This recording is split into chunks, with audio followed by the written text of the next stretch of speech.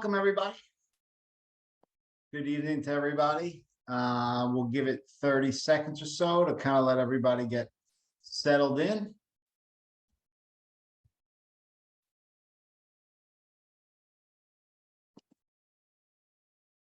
All right, great. Yeah, so firstly, welcome. My name is Matt Mulhern. I work with a company called College Aid Pro, and I'm a college financial aid expert. I've been doing this for over a decade, 10, 11 years now, basically helping families kind of navigate the college financial aid process.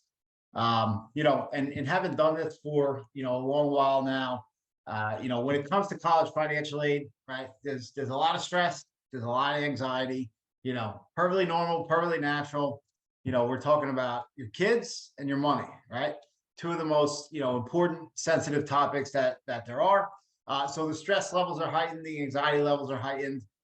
Certainly understand.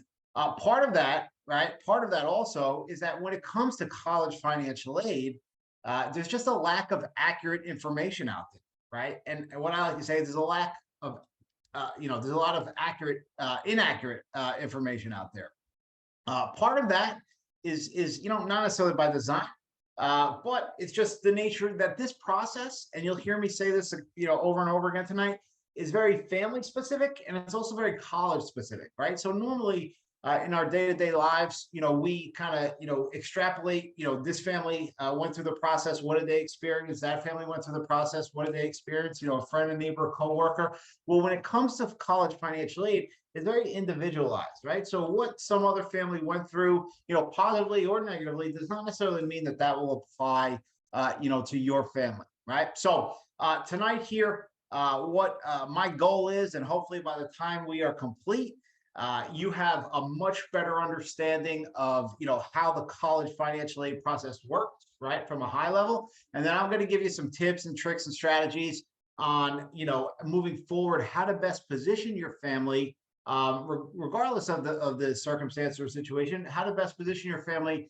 to navigate this process in the most successful way possible, right? And so what we strive to do is create educated consumers, right? Families going through the process. We want you to be educated and knowledgeable, to understand how the process works. And again, put yourself in a position to succeed, right? And you can see here, our mission is, family by family, one family at a time, kind of end the student loan crisis, which unfortunately does exist. And that all starts by, empowering families to shop smarter for college. And that's all about, information and understanding of the process, right? So, for the next 3 hours, right, I'm going to take you through the entire college financial aid process. Just kidding. No, we're going to be right about an hour, maybe an hour 10, hour 15, depending on how many stories. That joke plays better in person than on Zoom. Maybe you got to chuckle at it, maybe you didn't. But no, so this is going to be what some have described as the simplest, most straightforward explanation of how the college financial aid process works, right? And so that's what we hope to attain here tonight. That being said, listen, it's college financial aid, as witty and entertaining as they're going to try to be. It's kind of dry, right? So feel free to fire away with any questions that you have as we move throughout. Couple things, kind of logistics. If you have to cut out or you want to rewatch the webinar, it will be, as long as you signed up tonight, you will get an email tomorrow with the recording, right? So it is being recorded with the slides. You'll also get an opportunity, if you want, to take me up on to speak to me personally or individually, right? So I just dropped the link in the chat there.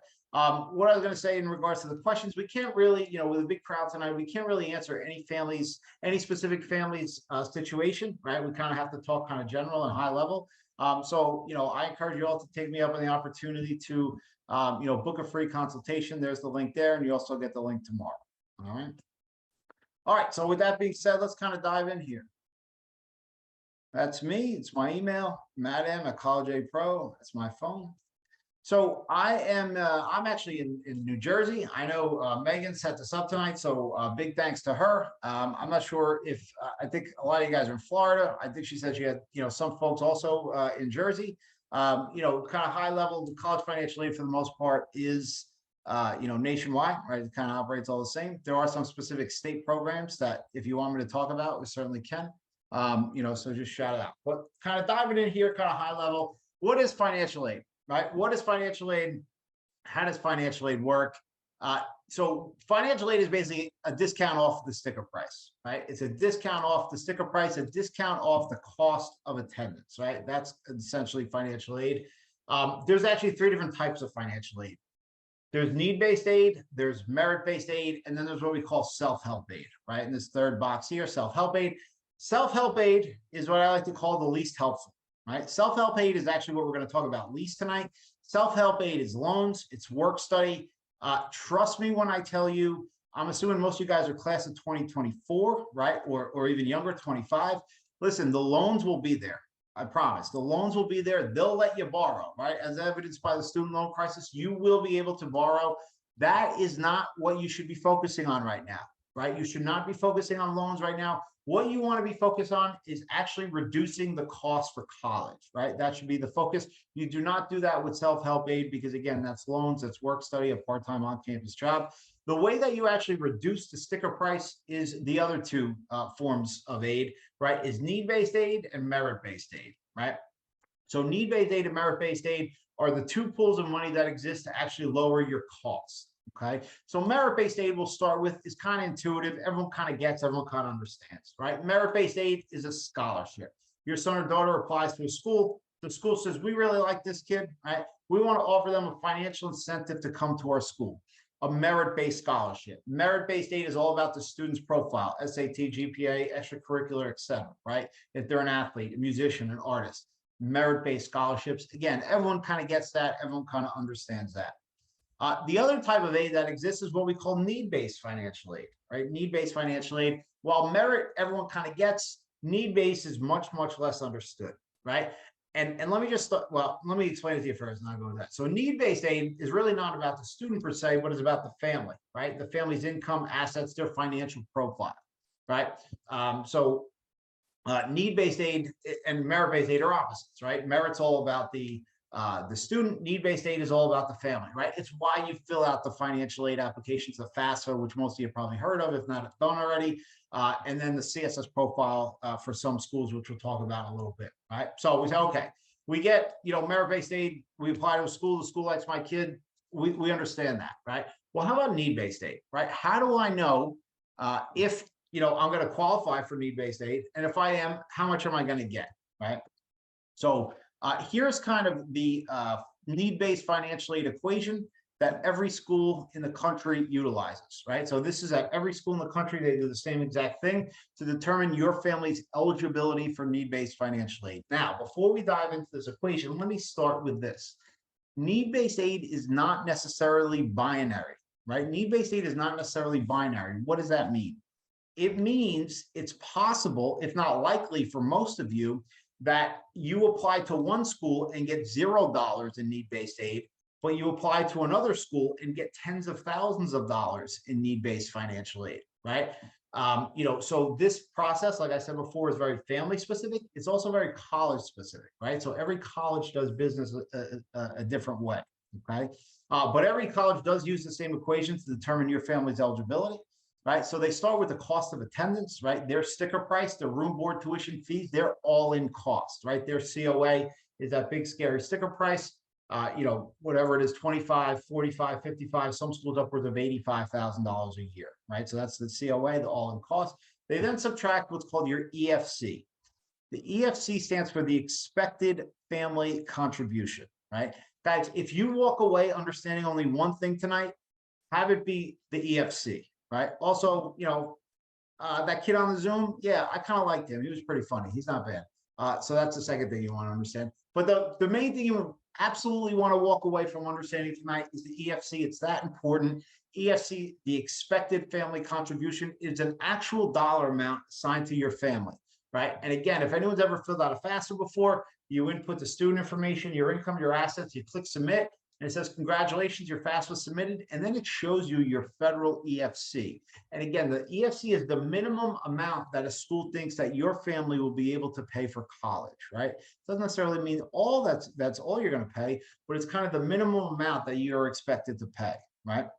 So what a school does, they take their cost of attendance, their sticker price, they then subtract your EFC, right? Your expected family contribution. Again, that's going to be specific to your family. That equals your eligibility for need-based financial aid, right? The key word there is eligibility for need-based financial aid, right? Why? Just because you're eligible for need-based financial aid does not necessarily mean that's what you're going to get, right? Why? Because again, every college does business differently and they all meet need in a different way at a different level and different percentages, right?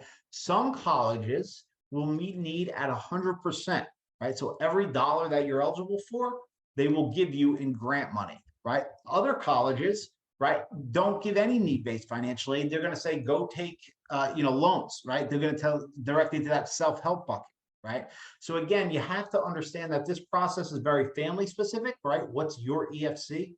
And then it's very college specific. How are the colleges that you're applying to, how do they meet need-based financial aid, right? So again, for most of you, when you go through the college process, you apply to, 10, 12 schools.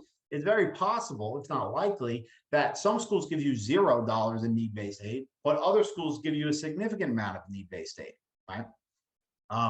So like I said, I've been doing this for over 10 years. And so when I first started doing this, the questions that arose right after the slide, because it's basically been the same equation for the last decade, is one, how do I figure out my EFC, right? How do I know my family's EFC? And then two, okay, once I have my EFC, well, how am I supposed to know how an individual school does business, right? How do I know that? Well, those two questions basically were the impetus for the creation of our College Aid Pro software. If you or when you registered tonight, you should have received an invitation to create a free account. Feel free, you don't have to, don't feel obligated, but you're absolutely welcome to do so. And let me just show you, just tonight, you can basically find out what your EFC is, right? And then, you can pick 3 colleges that you're interested in, and they'll show you exactly what you could expect financially, right? So let me kind of show you an example here. So this is my fictional account here, right? So you look up here, and there's actually 3 different types of EFCs, which I'm going to circle back to in a little bit. But basically up here, it shows you your family's EFC, right? You input your family's income, assets, et cetera, and we'll go over that in detail in a minute. But it shows your EFC right now, right? So you could figure out your EFC tonight if you wanted to. And then it shows the schools that you're interested in. How do they do business, right? What can you expect? So now, like I said, guys, I've been doing this for a long time, and like everything else in life, we look at college prices, the sticker prices, and we figure like that's our starting point. And you see a Columbia, an Emory, an MIT, right? There are these huge sticker prices, right? You have, a Vanderbilt, right? 85, 86, $90,000. But for a lot of families, and again, this is not going to be all of you. That's why I encourage you to figure out what your EFC is. But for a lot of you, right, you're going to rule out these schools just based on the sticker price alone, right, which you should not do, right? Because for most families, the sticker price really doesn't matter per se, or is the least important factor. Let me say that. It's about what is your family's EFC, right? And then how does that school meet need-based aid, right? So when we look at Emory, right, they're $80,000 a year, but for this family, because their EFC is $23,000, Emory's going to cost this family $21,000, right? Which is about equal to an in-state, Florida State, even with bright futures, right?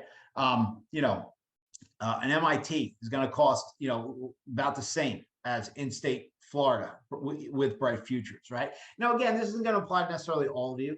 But again, that's why it's so important to figure out what your EFC is, because that EFC at a school like MIT or Emory or Columbia, right, that's going to dictate how much you pay, right? And let me just show you real quick. When we click on a school like Emory, we see it's $80,000, but they're going to give this family $56,000 in grant money, right, in need-based financial aid.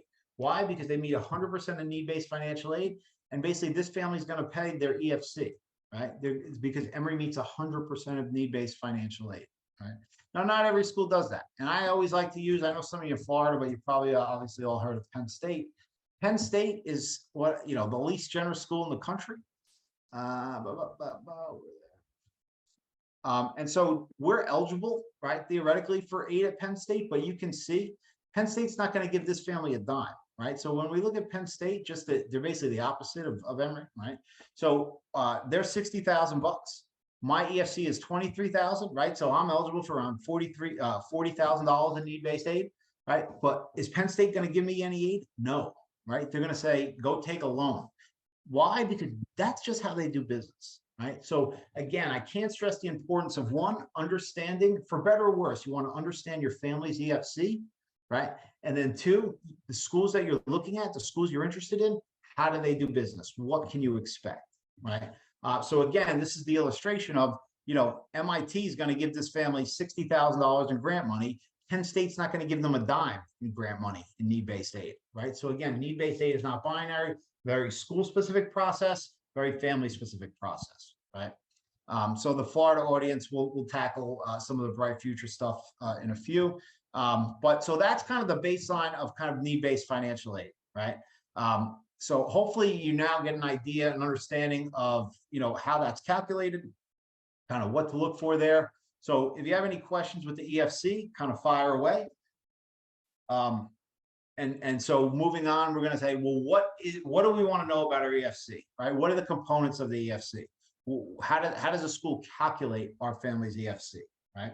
So this is all going to be about assets. I'm going to talk about income on the next slide, right? But right now, we're talking about assets. So as you can see by the formula, right, the lower that you get your EFC, the more aid you're going to be eligible for at every school, right? So the name of the game is try to get your EFC as low as possible, right? So what do you want to know about your EFC?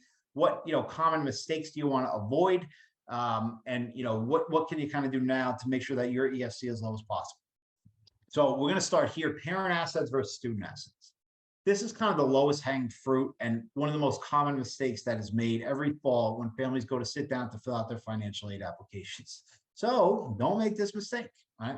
So parent assets versus student assets. Ideally, right? Ideally, when you go to sit down to fill out, let me start here, right?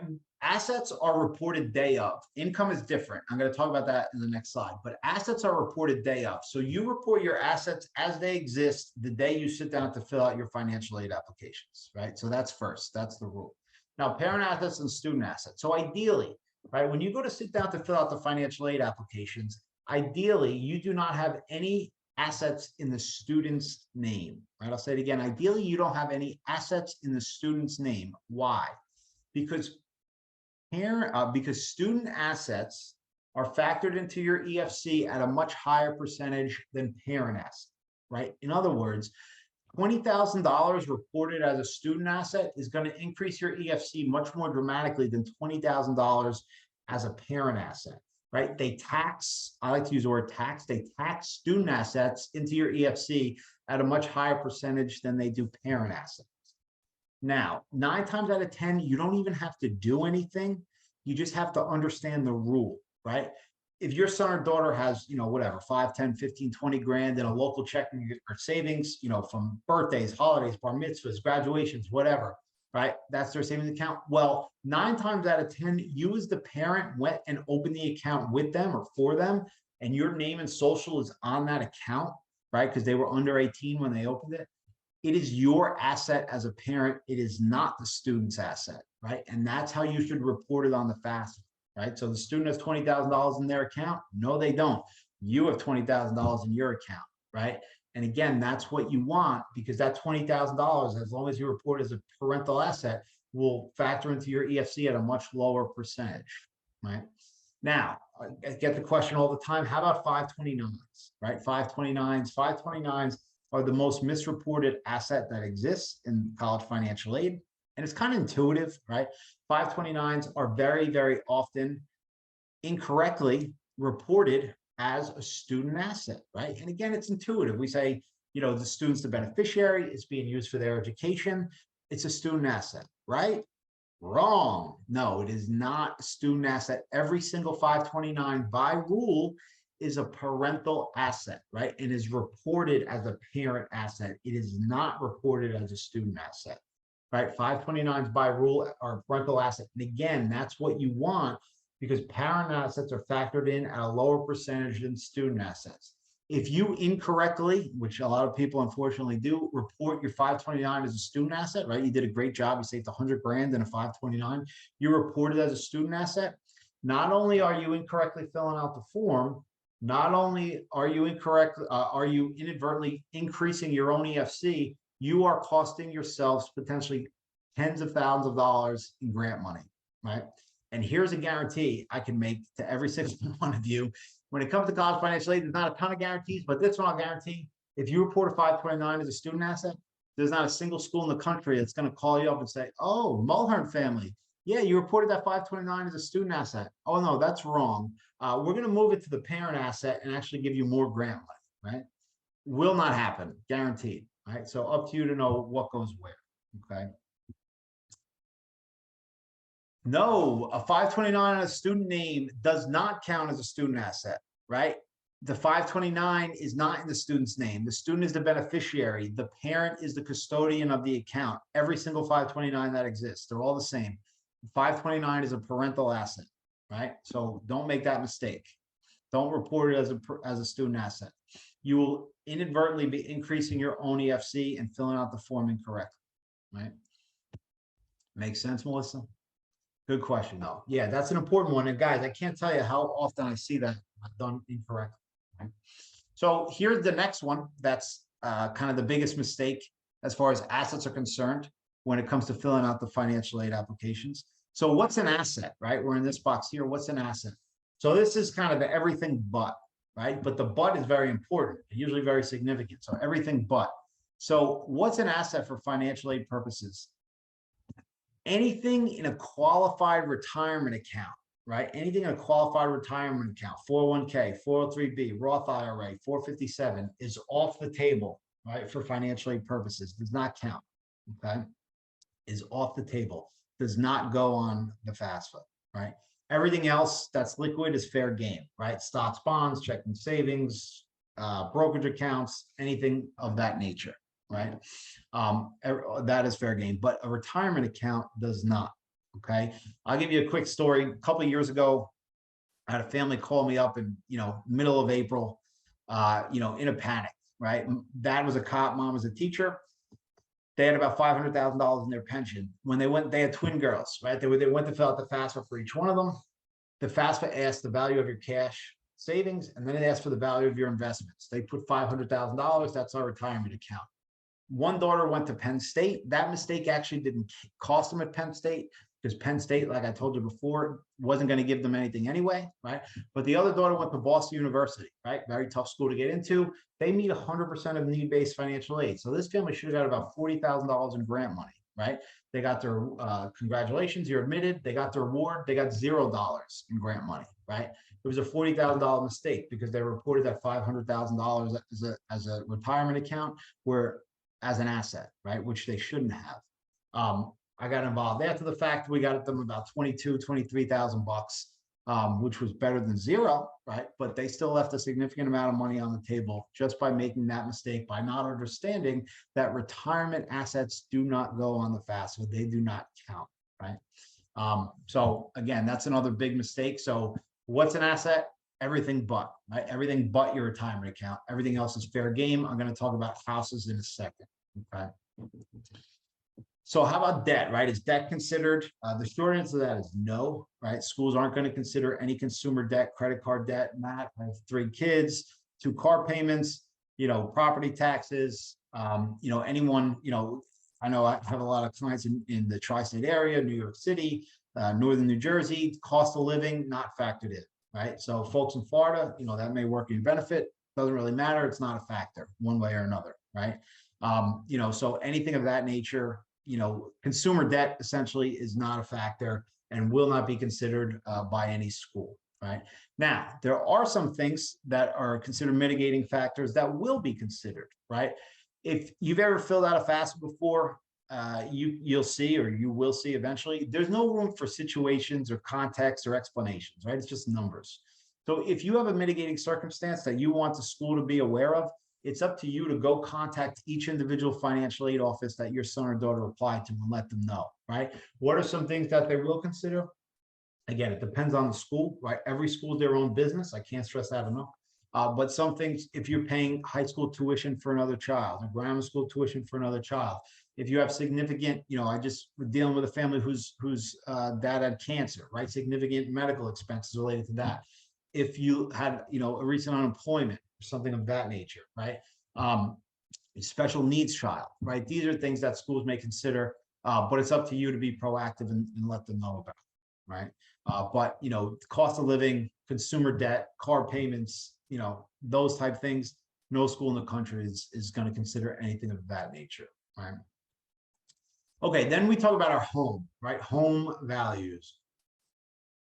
So this one often gets a little confusing and misunderstood, right? So there's two main financial aid forms that you're going to have to complete.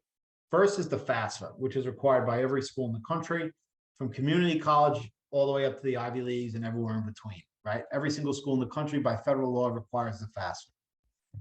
On the FAFSA, they do not ask about your primary residence, right? On the FAFSA, the house that you live in is irrelevant. It is not factored in, right?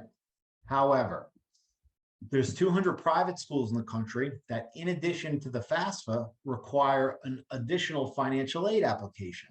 It's called the CSS profile, and there's a slide on it in a few. The CSS profile is a much more in-depth financial aid questionnaire, and they are going to ask about your house, right? So if you own your own home and are applying to any of the 200 private schools, and it's a lot of times the name brand private schools, the Emorys, the Vanderbilts, the Columbias, the Boston Universities, Northeasterns, the NYUs, right?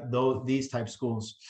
If you are applying to any of these type schools, University of Miami, right, down in Florida, if you're applying to any of these type schools, they're going to require the CSS profile, and they're going to ask about your house. So if you own your own home or any real estate, and you're applying to any of these or might be applying to any of these 200 private schools, listen up, right? So the CSS profile is going to ask you 4 questions about your house. They're going to ask you the year you bought it, how much you paid for it, and really the 2 key questions: how much is your house currently worth, and how much do you owe on it, right? So what they are looking at for any real estate is equity. Equity is the difference between what your home is worth and how much you owe on it, right? So hypothetically, I own my house. I'm filling out the CSS profile. My house is worth $500,000. I owe $200,000 on it, right? I have $300,000 in equity.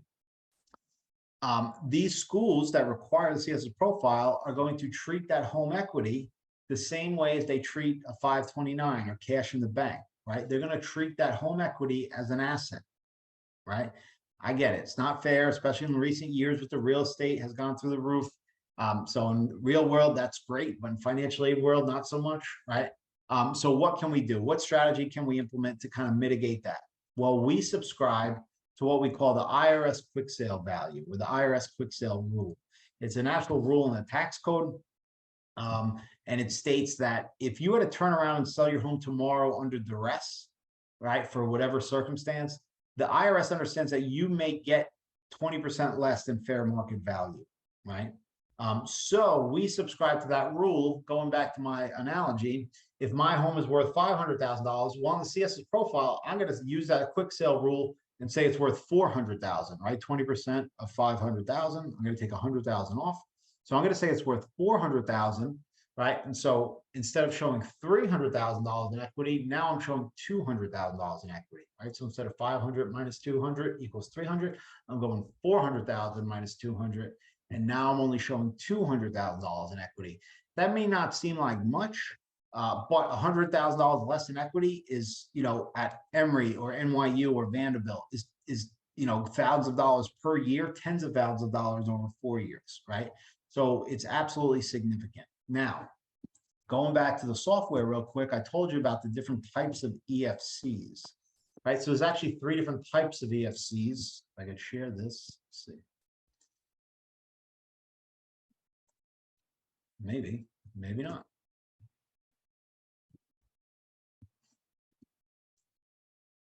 Perfect. All right, let me see. So there's actually 3 different types of EFCs. Let me get this up. Let's see. Okay. Am I sharing this? Hopefully. Yes. Okay. So there's actually 3 different types of EFCs. Gotta love Zoom. So there's the federal EFC, the institutional EFC, and then there's a consensus EFC, right? For most of you, you're primarily going to be dealing with the federal EFC and the institutional EFC, right? So the federal EFC for this family is $23,000, right? The institutional EFC for this family is $30,000. Why is the federal 23 and the institutional is 30? Because of home equity, right? Schools that require the CSS profile use the institutional methodology to calculate your EFC, and they're going to factor in home equity. So the home equity for this family increased their EFC at the schools that use this methodology $7,000, right? So again, the less equity that you show, the lower that you'll get your institutional EFC down, right? Because again, the federal EFC, your house doesn't matter, right? The institutional EFC, it does. So you want to show as little equity as possible, right? Then there's the consensus EFC, which is used by about 33 schools in the country. You know, a lot of the elite schools, they have a little bit different formula, and namely, a lot of them don't factor in home equity to that degree. So that's why this one's a little bit lower, right? But mainly for most of you, you're going to be looking at the federal EFC, which doesn't account for your house, and then the institutional EFC, which does account for your house, right? And again, what are they looking at? Equity. Now, if you have any other real estate, an investment property, you know, a second home, vacation home, anything of that nature, they're not worried about the cash flow that you derive from it, right? Airbnb, whatever, that's factored into your income. What they are looking at, right, is equity, right? So if any real estate that you do own, you can use that IRS quick sale value, you know, to reduce the equity as much as possible, right? All right, so that's assets, right? That's kind of the asset portion of our program tonight. So any questions with assets, feel free to fire away. Hopefully we kind of got an understanding of the 529, right? That we know that we report that as a parent asset, not a student asset. That retirement accounts do not go into the FAFSA, right? They're not factored into the EFC, they're off the table. You know, debt and things of that nature are not considered. And then finally, with your home, right? If you're applying to any of the 200 private schools, your home value is off the table. I'm sorry, if you're applying to any of the private schools, they are going to consider your home, and they're going to look at the equity, right? The FAFSA will not, the CSS profile will, right? You might ask, how do I know which schools require the CSS profile? That's up to you to figure out, right? Or call me. But you know, usually it's kind of the higher end private schools, right? Again, University of Miami does, Vanderbilt, Emory, Elon in North Carolina. You know, University of Virginia is one of the UNC Chapel Hill. Those are both public schools that do, right? So there's always exceptions to the rule. Very school specific process, right? All right, so that was assets, right? So now how about income? What do we need to know about income? So are most of you guys class of 24? I'm going to assume most of you are class of 24. If anyone is not, you can give me a shout or just confirm that you are. Or like I said, feel free with any questions. So most of you being in class of 2024, your base income year, right, or the tax year that they're going to use is your 22 tax returns, right? The tax, actually today's tax day, right? Happy tax day. So the tax returns that you just filed, or maybe you got an extension, right? But year 2022 taxes, that is your base income year. Those are the tax returns you're going to use. For some family, that's great. For other families, it's not. Unfortunately, if it's not that great, you don't get a choice, right? You have to use 22, right? For better or worse, you have to use 22.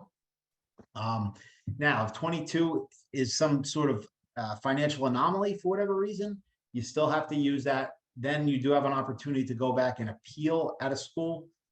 If that's the case, I highly recommend take me up on a free offer to consult, because I can kind of, you know, point in the right direction there. But you have to use 22, right? That's your base income year. You know, what is the key income line? Yeah, we'll get to divorced. We'll get to divorce situations. So the key income line is line 11. It's your adjusted gross income, right? That's the income that they use. So if you look at your line 11, you know, and also if you set up a free cap account, my cap account, when they ask for your wage, you know, you want to make sure that your wages are equal to your AGI, right? So your AGI is your income, right? if you took an IRA distribution in 22 or you have a significant capital gain, that all counts to your AGI. Again, that's going to initially count into your EFC. You do have an opportunity to appeal down the road, but your AGI basically tells your income story. So that's kind of that. Now, you do have to fill the financial aid applications out every year, right? You do have to do it every year. So class of 22, initially they're going to use your class of 24, they're going to use your 22 tax returns. Class of 23, they're going to use your 25 returns. For the class of 24, right, their sophomore year, they're going to use their 23 returns, right? So it's always 2 years behind. So class of 24, freshman year is 22, sophomore year is 23, junior year 24. That being said, a little inside baseball here. It's vitally important that you get as much money as possible freshman year, right? Why? Obviously, because you want to pay as little as possible freshman year, but also the freshman year, the amount of aid that you get basically sets your baseline, right? The schools have budgets too, and they say, okay, the Mulhern family, we gave them whatever, $30,000 in grant money. We expect to give them $30,000 in every subsequent year. That being said, they understand that things do change positively or negatively, so they do make you fill out the financial aid applications in subsequent years. But again, it's much easier to get it freshman year than in subsequent years, right? So do your best to, maximize the amount of aid you received freshman year. Students are afforded what's called an income allowance. So don't confuse income and assets, right? That happens a lot. Any asset in the student's name is going to count against you. But student income, right? So, and again, their tax year is 22 as well. Students, any income that a student makes under $7,000 will not affect your EFC, right? So your son or daughter had a part-time job, worked at the supermarket, summer camp, whatever. As long as they made less than $7,000, then it won't affect any of your financial aid, right? Once they cross that $7,000 mark, then it starts to affect them a great deal, right? And this is a lot of times for business owners. You own a rental property. I have a lot of friends that have done this. Your 13, 14, 15, 16, now 17-year-old kid, you put them on the books as a property manager, right? And write them a $25,000 salary. It's a great tax strategy, tremendous tax strategy. But if you do that in your base income year financial aid, it's going to shoot your EFC through the roof, right? Because again, once you cross that $7,000 mark, the income for the student counts into your EFC a significant amount, right? So that's income, right? That's income. So hopefully now you get an understanding of kind of the components. So again, the income and assets are the main factors. Multiple kids in college at the same time in divorce situations, we're going to talk about in a slide or two. So stay tuned for those if those are applicable to you. But so that's kind of the components that make up the EFC, right? So now what if, and I'm sure there's some families out here, you're not going to qualify for need-based aid, right? No matter what you do, what tips, tricks, strategies that you utilize, you're not going to qualify for need-based aid. Let me say this first. I would run your numbers on our calculator to confirm that, right? Because I can't tell you the amount of times where I talk to people on the phone and they start the conversation by saying, we're not going to qualify for need-based aid. And then they tell me their finances, and I'm saying, you're absolutely wrong, right? You could apply to hundreds of schools that would give you a ton of need-based aid, right? Now, again, like we talked about in the beginning, it's possible, if not very likely, that some schools will give you tens of thousands of dollars in need-based aid and others won't, right? I've had a lot of times where a family will call me, they'll say, well, we have an older kid, we went through the process, we didn't get anything, so we're not going to get anything for this kid. Well, it depends what school that older kid went to, right? Yeah, maybe the school the older kid went to wasn't going to give you any need-based aid because that's not how they do business. But the schools your younger kid is interested in, they potentially could give you tens of thousands of dollars in need-based aid, right? So first, what I would do if I were you is confirm if you don't think you're going to qualify for need-based aid, be sure of it, right? And the quickest, easiest way to do that, in my opinion, again, I'm biased, obviously, right? But confirm it on the software, right? Put your numbers in, confirm it on the software, or sign up for a consultation, and I'll be happy to do it for you. But let's assume that you're not going to qualify for need-based aid, right? So that pool of money is not available, right? So now what do? You have to focus on merit money, right? That other pool of money, merit scholarships. You have to focus on those. For you guys in Florida, you have the best state system in the country, right? The Florida state system is tremendous. They start a very low sticker price, and also the bright futures, right? We talked about the bright futures. It's tremendous. You look at a Florida State. So for this family, you're not going to get any need-based aid, but for this student, it's all in sticker price in state, 27,000.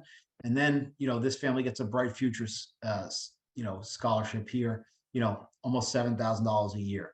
And so another helpful tool with the software is you could see all the merit awards that exist, right? So you come down to Florida State. So for this family, they're going to get about $10,000 in merit, right? Based on the student's profile, right? So you could kind of read the details here, right? Florida by futures, Florida residents, blah, blah, blah, right? And you could kind of get the details of kind of what's required, right? So very helpful one-stop shopping to kind of figure out what your financial expectation is. So the Bright Futures Scholars is, tremendous. So you guys in Florida, you have an advantage that no other, state in the country has. So obviously you take advantage of that. But, I've had clients in Florida that, the student didn't want to stay in Florida, right? And you say, okay, you're not going to qualify for need-based aid, right? Let's say your EFC up here was $100,000, right? So Columbia, Emory, MIT, they're all going to cost you, sticker price. You're not going to get any need-based aid, right? And the other thing that you have to understand is that not every school gives merit scholarships, right? There are a lot of schools, right? The Ivy Leagues, the NESCACs, that they only give need-based financial aid, right? So Harvard, Princeton, Yale, you cannot get a merit scholarship to those schools. They don't exist, right? Amherst, Bates, Middlebury, Bowdoin, you cannot get a merit scholarship to those schools. They don't exist. Schools like Emory and Wake and, Vanderbilt, they're a little misleading with merit, right? Do they give merit? Yes, technically they do, but let me show you a school like Vanderbilt, or I don't know why we're not, this usually should switch a lot easier. So they do give merit, but they give merit to such a small percentage of their admitted students, right? And let me show you, and this is pretty easy to find out here. It's pretty cool. You click on Emory, right? You come down here, financial aid, right? So Emory meets 100% of need-based financial aid, right? They're tremendous. So does Emory give merit? Yes, but they only give merit to 5% of their admitted students, 4.7%. So not only is it, super selective to get in, right? The admission rates are super low. Of, whatever, the 10% that get into Emory, of that 10%, only 4% of that 10% are going to be eligible for any merit. Why? Because Emory, the majority of their resources go towards meeting need-based financial aid, right? A school like Columbia, there is no merit. It doesn't exist. You can't get a merit award to Columbia or any other Ivy League school, right? You come down here, financial aid. Columbia meets 100% of need-based aid. They don't report merit. Why? Because they don't have any, right? So again, going back, if you're not going to qualify for need-based aid, the first thing that you want to do is know that, right? Know that you're not going to qualify, confirm that. And then secondly, understand the schools that you're interested in. Do they give merit money, right? Do they give merit money? And again, every school is different. This is a very school-specific process, as I said throughout the night. And really, I'd encourage all of you to, utilize the College Aid Pro tool to get an idea. And look, especially for you guys in Florida, the Florida, state program is tremendous, but maybe your son or daughter doesn't want to stay in Florida, right? So there's certainly opportunities for other schools. Maybe say, University of Alabama, right? Roll Tide.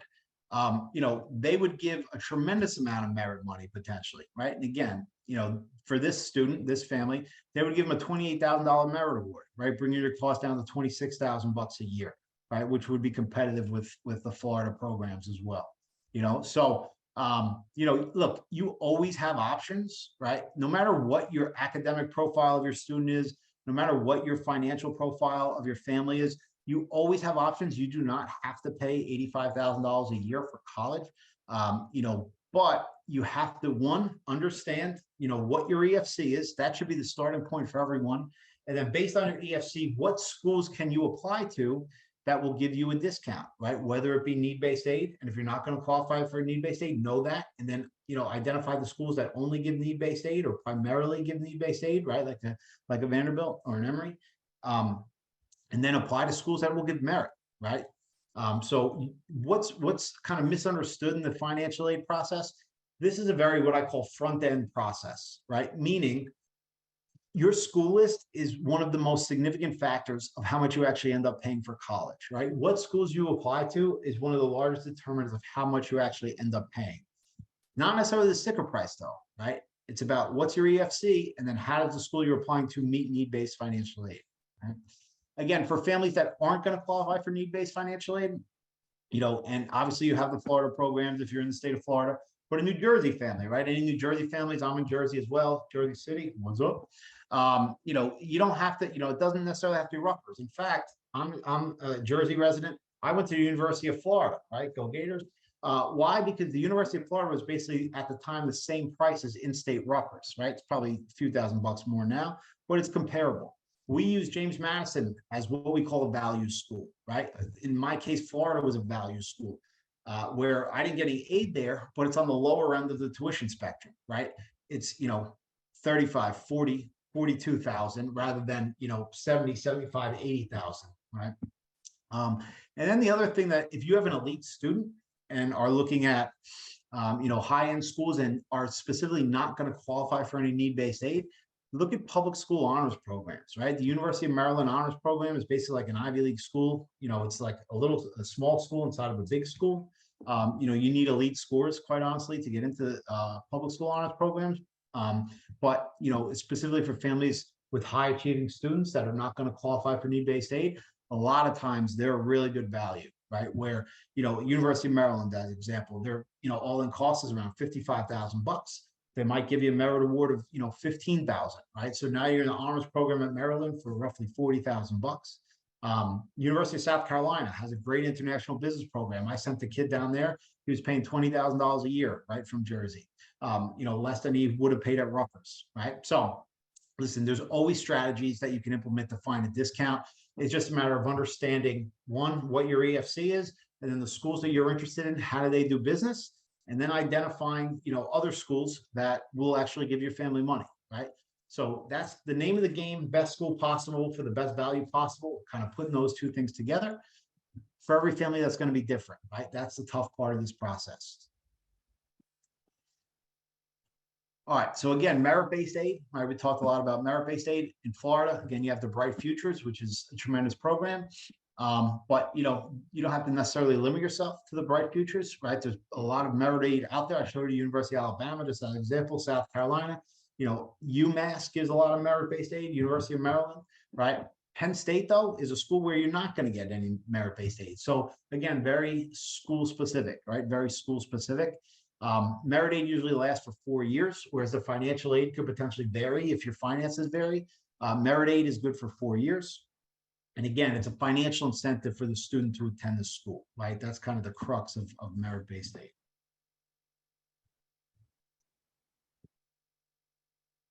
So again, just kind of some sampling of, need-based aid schools versus merit-based schools, right? On the right-hand side, exclusive need-based schools, MIT, Harvard, they only give need-based financial aid. You cannot get a merit scholarship at MIT or Harvard. They don't exist, right?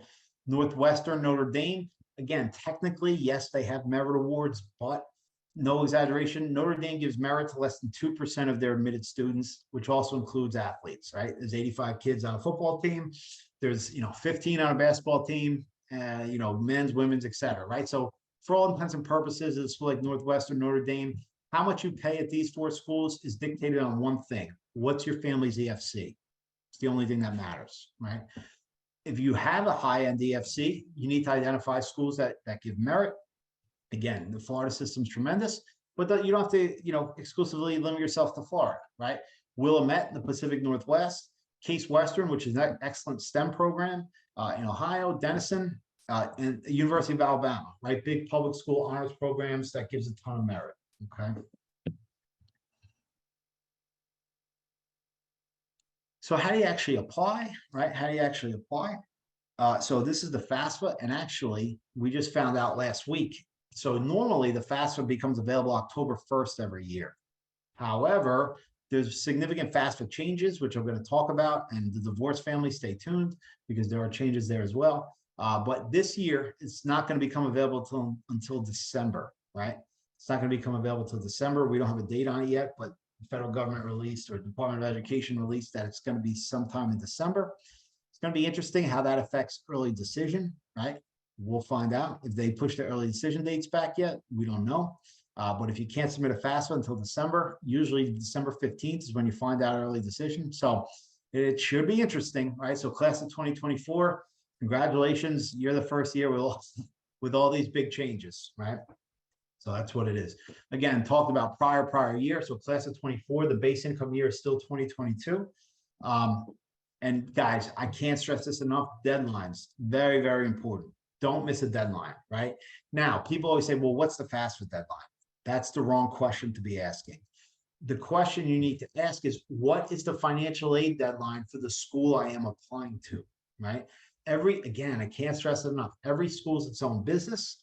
They all do business differently. They're all going to have different deadlines, right? They're going to have different early decision deadlines, early admission deadlines, regular decision deadlines. They're all going to have different financial aid deadlines, right? So it's up to you to know who needs what by when, right? Again, you know, it's not a straightforward process by any means, right? I talked about, so that's the FAFSA. I talked about the CSS profile, right? So again, there's 200 schools in the country. And again, namely the name brand private schools, again, down the south, you know, University of Miami, Vanderbilt, Emory, Wake, you know, Elon, University of Virginia, Chapel Hill, right? Up here north, NYU, Columbia, you know, Northeastern, BU, BC, right? They all are going to require this CSS profile. It's a much more in-depth financial aid questionnaire. You know, a lot more invasive than the FAFSA, quite honestly. Now, that's a double-edged sword, right? A lot of times the schools that require the CSS profile are actually much more generous than the schools that don't, right? But in order to receive that generosity, they're going to ask a lot more questions. With one of the main differences that we talked about is home equity, right? Home equity is going to be a factor when it comes to the CSS profile schools, right? Now, divorce separated situations, right? There's a major difference between the FAFSA and the CSS profile. There's also a big change in divorce separated situations in terms of who the custodial parent is, right? So let me first explain to you the rule as it exists now, and then I'll explain the change that's coming for class of 24. So firstly, this is going to be the same in both. So on the FAFSA, you're only required, so let me start here. Divorce separated, as long as both parents are maintaining two separate households, you are in the divorce separated bucket. It does not matter if you are legally divorced or legally separated. The formality of it is irrelevant. The standard is, are both biological parents maintaining two separate households? If that is the case, then you fall in the divorce separated bucket, right? Now, if you are in the divorce separated bucket, when you go to fill out the FAFSA, you are only required to give one parent's financial information, right? Only one parent. Now, up until these new changes, the custodial parent was determined by who the kid lived with 51% or more of the time, right? So the kid lived with, you know, custodial mom, you know, 60% of the time. Mom was the custodial parent. You know, the other parent is the non-custodial. So custodial mom would put her information on the FAFSA, right? That rule is changing. The standard now for who goes on the FAFSA is not who does the kid live with. It is who provides more support, who provides more financial support for the child. Guys, let me tell you, if you fall into this category, it's a lot of ambiguity, and you can honestly take advantage of it. You know, who's to determine, who's to say who provides more support? Define support, right? You pay the mortgage, I pay child support, I pay tuition, I pay for the kids' hockey, soccer, I pay foot, right? So, you know, there's a gray area there, right? And you can honestly take advantage of that. But essentially on the FAFSA, only one parent's information goes on the FAFSA. The CSS profile is different. The CSS profile, these 200 private schools, they're going to require the custodial parent's information, but then they're also going to require an additional application called the NCP, or non-custodial parent application. So they're going to use the custodial parent's income and assets and the non-custodial parent's income and assets. They're going to put them together to calculate the family's EFC, right? So again, FAFSA, one parent, CSS profile schools, two parents, right? Who is the custodial parent? that standard is changing. It used to be, it has nothing to do with tax returns, by the way. It used to be, who does the kid live with 51% or more of the time. It is now, by rule, who provides more support for the student. And I'll be honest with you, that's a gray area. So act in your own best interest. And if you're not sure, take me up on my offer, schedule a chat with me. I'll be happy to, give you the lay of the land and give you the lowdown there, right? So that's kind of divorce separated. Business owners, right? Business owners. You have a pass-through LLC, sole proprietor, you have an S corp, whatever nature of your business. The FAFSA is pretty straightforward with business owners. If you have less than 100 employees, you could value your business at 0. Pretty straightforward. However, the CSS profile is going to dive a lot deeper into your business. They're going to ask a lot more questions. And just kind of like your taxes, how you answer those questions is vitally important, right? It's about filling out that application in a way to make sure that you're positioning yourself to get as much money as possible, right?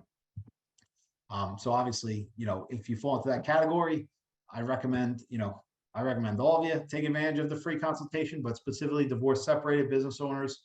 You want to make sure that you're positioning yourself exactly right to maximize the amount of aid that you receive. So talked about this, big FAFSA changes coming, right? So class of 2024, this is the first year they're implementing. So the first big one is that the FAFSA is not going to be available October 1st anymore. It's pushed back to December, right? So that's the first one that just came out last week. Some of the other big changes coming on the left-hand side, obviously the pros, the Pell Grant is, easier to qualify for, a little bit more. The one big pro that I, at least in my take, is any pre-tax or disability payments are off the table, right? So firstly, with the disability, so I have a lot of clients who are cops and firefighters, right? They get hurt in the line of duty and they go out on disability payments. Those are tax-free. Right now, they count towards the FAFSA calculation. Starting this upcoming class of 2024, they are no longer going to count, right? So that's first. Also, your pre-tax contributions. So say, you contribute out of your paycheck to a 401k, right? You contribute whatever, $15,000 in 2022. Normally, how the rule used to work, they would take that $15,000 and add it back on as untaxed income, right? They're no longer going to do that, right? So any pre-tax retirement contribution, which you could find on box 12 of your W-2, that's off the table. So that's good, right? So any pre-tax or any tax-free monies is now off the table. But the biggest con, and it's really a terrible rule change, is with multiple kids in college at the same time, right? Good heads up, my bad. All right. So this was the last one, the CSS profile. I'm not sure where I switched. So this is the CSS profile on College Board. So that's the website there. This was the FAFSA website. I'm not sure where the switch was made. So this is the FAFSA, right? CSS profile. And now here are the changes, right? So again, left-hand side, thanks for that heads up. Anonymous, very good. On the left-hand side of the pros, right? Again, any pre-tax retirement is off the table. Any, disability payments are off the table, which is a pro. One of the biggest cons, though, and honestly, it's a big one. How it works now is when you have two kids in college, let's say your family's EFC is 30,000, right? But now you have two kids in college at the same time. And it has to be college, it has to be undergrad. They basically say, okay, we still expect you as a family to come up with 30 grand, but 15 goes to one kid, 15 goes to the other, right? They split the EFC in half. That split is going away, right? So they're no longer going to give you credit for having multiple kids in college at the same time. It stinks. It's a terrible rule change. I'm not exaggerating when I say if you fall into this situation, talk to your congressman, tell them to lobby the Department of Education. We've been trying to do our part. I don't think people understand the ramifications of this rule change because it hasn't obviously been implemented yet and it hasn't affected anyone financially, but it's going to cost a lot of families a lot of money in tuition. So this is a big one and it's a bad one, quite honestly. Now, it's a little more nuanced than that, right?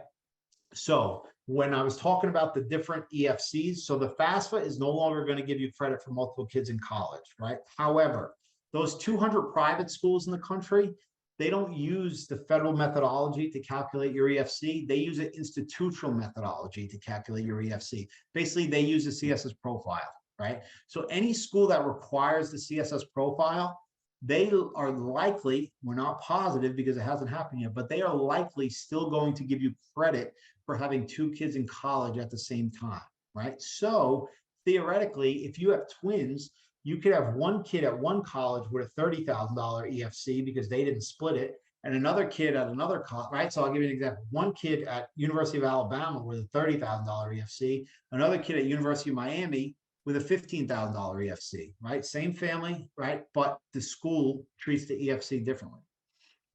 So be aware of that, right?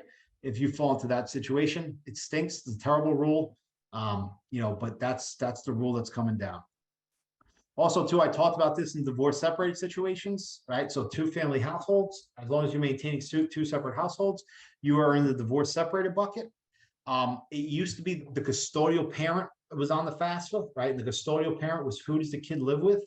Now it is who gives the most financial support. But again, a lot of ambiguity there, which quite frankly, you could take advantage of. All right, coming down the stretch here, guys. And so, like I said, we, created a change.org petition, about this rule change with the split EFC or the lack of split of the EFC. So if you fall into this category, sign up, share it, and honestly, talk to your congressman. And, again, I don't think people understand the ramifications of this rule. We're trying to make, college more affordable, and this rule goes completely contrary to that. It's a very bad rule. Okay, almost done here, guys. So last couple slides and we're out of here. Yeah, almost at an hour. I told you hour 10, hour 15. Boom, gonna be right there. So here we go, right? The appeal process. So it's kind of what current senior families are finishing up right now. So quick timeline of events, right? October, November, December, you're doing your financial aid applications. Well, now it's December 1st with FAFSA, but the fall, you're doing your admissions applications, you do your financial aid applications, December, January, February, you get your admissions, you get your financial aid packages. And then May 1st is kind of the drop dead date where you have to, choose a school, right? Send in your deposit and choose a school. It's kind of the one universal date that does exist. So May 1st, between when you get your award and May 1st, you can appeal, right? You can appeal the award and kind of negotiate, although you never want to use that word, right? But you go back to the school and, you try to get more money, right? You try to get your award increased, whether it be a merit scholarship, whether it be need-based aid, you go back to the school and you try to get the award increased, right? So how do you actually do that? Firstly, you got to be admitted. Secondly, you got to get an award, right? Once you have those 2 things, now you're ready to go back and appeal. Every school has a little bit different process, but high level, the first thing you want to do is bring some color, bring some background to your story, right? Your file is sitting in the financial aid office. They have no idea who your kid is. They did not read your daughter's essay. They have no idea that your son has wanted to go to that school since he was 5, right? Your child, they don't know anything about your child, right? So the first thing you want to do is bring some color, bring some background to your story, what I call put a face to a name. If you have some of those mitigating circumstances that I talked about earlier, this is where you can kind of bring them to the forefront, right? Second and third, ask for a specific amount and show awards offered by other colleges, right? So, Wake and Vanderbilt, Wake and Emory and Vanderbilt, right? Up here, up north, Northeastern Boston University, Massachusetts, WPI, RPI, right? They're competing schools.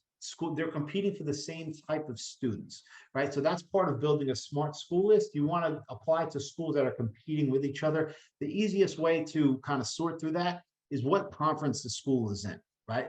Harvard and Yale competing with each other, right? Amherst and Tufts are competing with each other. Florida and Florida State are competing with each other, although I know they're in different conferences, but you get the gist, right? So what you want to do is basically say,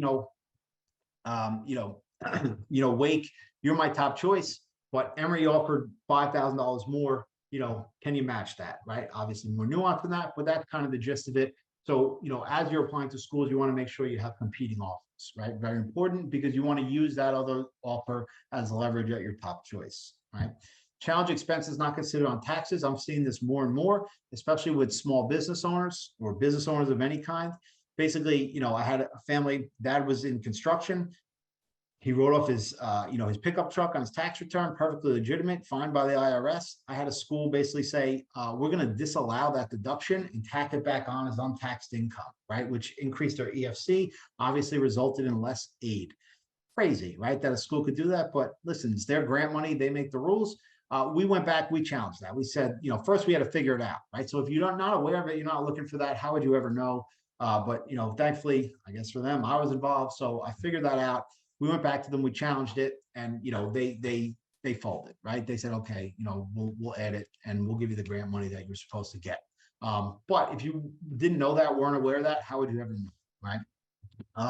But if you're a small business owner or any kind of business owner and that happens, or you get an award that is less than what you expected, that could be what's going on, right?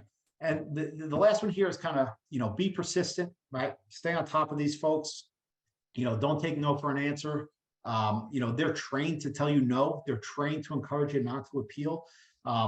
Just take that with a grain of salt and go ahead and appeal anyway, right? I had a family last year at Syracuse, right, up in upstate New York. Divorce situation. Long story short, Syracuse was going to cost them $50,000. They had some extenuating circumstances. Myself and the mom who was my client, we kept going back to Syracuse. We went back 6 or 7 times. We finally got the vice president of financial aid, and we presented them the information. They went from paying $50,000 to $25,000, right? Huge swing. It basically allowed this kid to go to Syracuse. He wasn't going to be able to go otherwise. Honestly, that's kind of, that's not the rule, right? You're usually not going to get that kind of, $25,000 bump.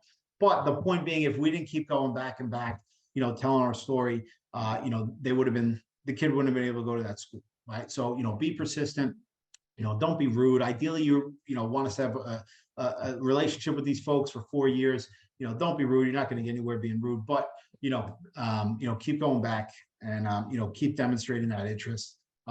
Keep explaining that's your kid's first choice, and be persistent there. And then most of the times you want the student to be leading the charge, right? Most of these most of these financial aid offices, they don't necessarily want to be dealing with the parents, right? They want the kid, to be involved. It doesn't do them any good to increase an award for a student who's not going to end up at that school, right? So you have to really convince them and show them that's the kid's first choice. You just need a little bit more help, right?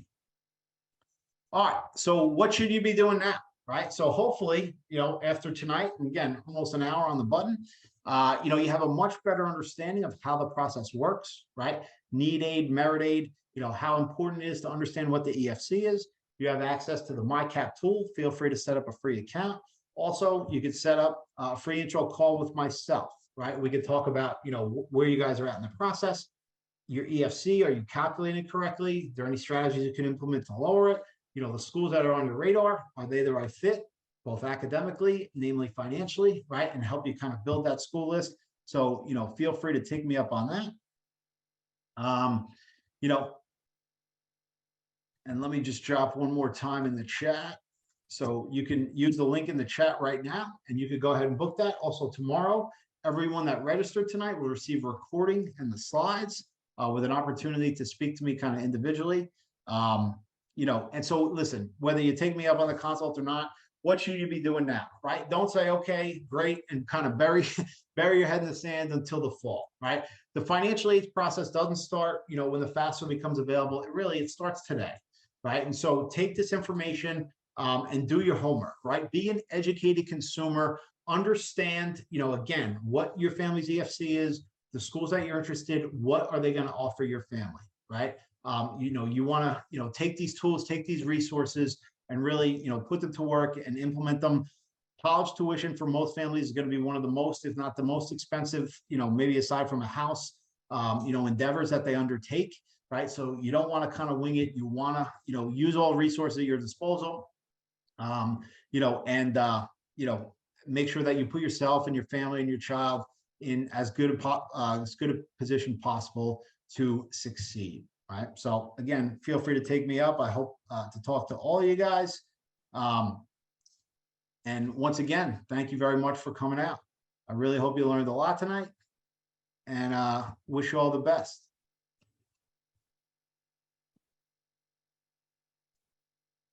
All right. So I think we hit all the questions. Very good. All right, guys, everyone have a great night. Take care. Be well. Bye-bye.